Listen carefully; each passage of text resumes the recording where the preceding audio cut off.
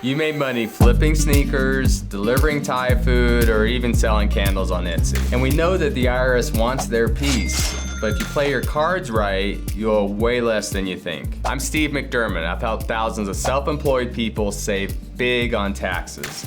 And today I'm gonna show you how to stop leaving money on the table while staying off an IRS hit list. Side hustles are booming, but so are mistakes. I've worked with YouTubers, TikTok coaches, Uber drivers, freelancers, you name it, but they don't know who to pay, how to pay, when to pay, how much to pay, or whether they're even headed for an audit. Let's clean that up. I'll show you how to get that side hustle income to work for you. Number one, yes, you gotta report that. So you make money, you get Venmo'd $400 and you say, well, if Venmo doesn't send me a 1099, it's not reported, I don't have to report it. Well, yes, you do. The IRS really expects you to report any income that you make. Now, whether it's taxable or not, kind of depends, but anything you make, the IRS expects you to report it, whether other people are reporting or not, whether you get a 1099 or not. Congratulations, you're a business when you take cash payments, whether they're through Venmo or cash or check or credit card, so you have to report that. Number two, open a separate bank account now. Why do you want a separate bank account? Well, what's gonna happen when that $400 Venmo payment goes in with your $20 pizza payment you got from your buddy? Well, it's all gonna be commingled and we're not gonna know what's coming in and what's going out for the business. By having a committed bank account, it's easy to track what income is coming in for the business and what income is going out for the business just by reviewing bank records. Pro tip, use online banks like Novu or Bluevine. No fees, all business.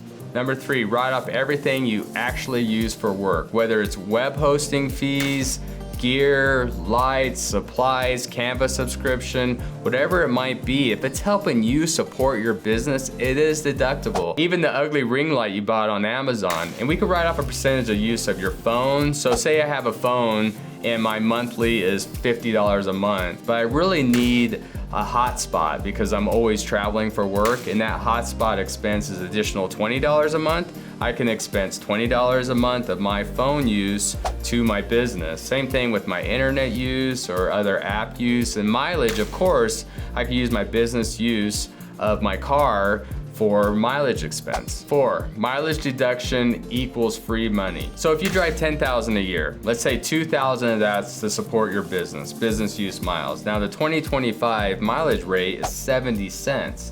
So if I drive 2,000 miles, 70 cents, 2,000 miles, that's a $1,400 deduction. Now the key is tracking and documentation, and that's a common thing with anything we talk about taxes. So a pro tip is you're really using a tracking software or a tracking app to make sure you're following your business use of miles. So there's a couple good ones out there, whether it's MileIQ or Everlance. Just make sure that you set them up. And the great things about those apps is you set them up and you forget them. They just ask you, was this trip for business or personal? So you either left swipe or right swipe and you're good to go. Number 5, use the home office deduction. Now everybody knows of this, but they get confused about it. Like, I dream about business in my bed, can I write that off? Or I work at my dining room table, can I write that off?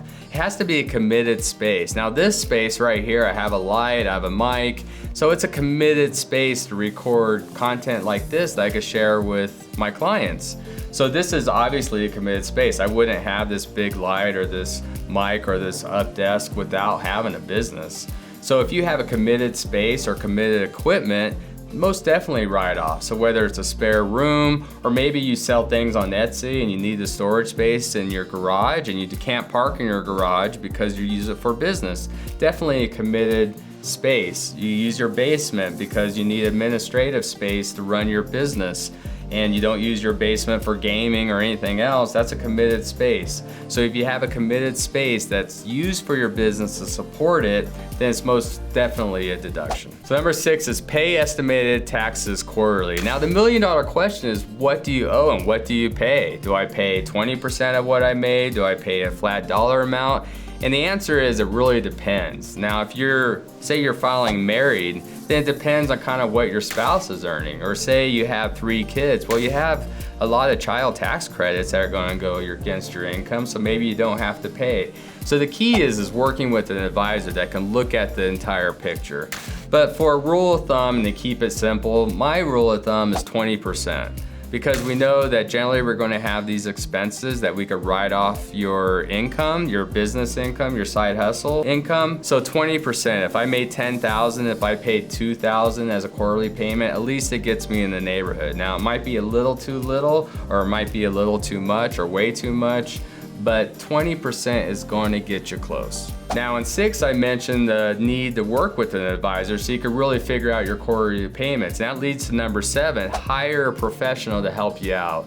And yes, you can figure this out maybe on TurboTax, but do you really want to, and how accurate will you be? So a good tax pro can spot deductions that you'll most definitely miss. And there has yet to be a client in my 20 years of experience that wasn't missing a write-off that they're able to take. And that goes the other way too. I've had people that have written off stuff they can't even take. And so we want to put the brakes on that. We most definitely do not want to get an IRS audit. So with a tax pro, they're going to help make sure that you're taking deductions that you're able to take and not taking deductions that you shouldn't take. So for example, I had this client that wanted to write off their dog. All the expenses, all the training, all the food, because they lived in an apartment and they felt their dog was a guard dog for their business.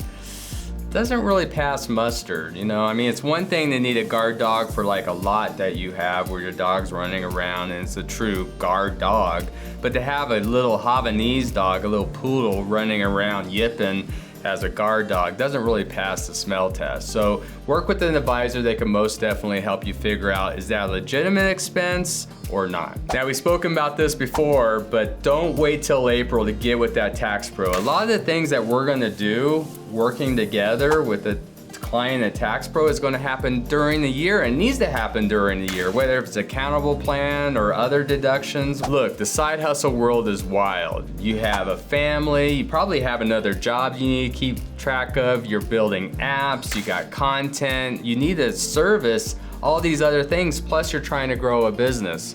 Let me take one thing off your plate: taxes and accounting and the planning piece.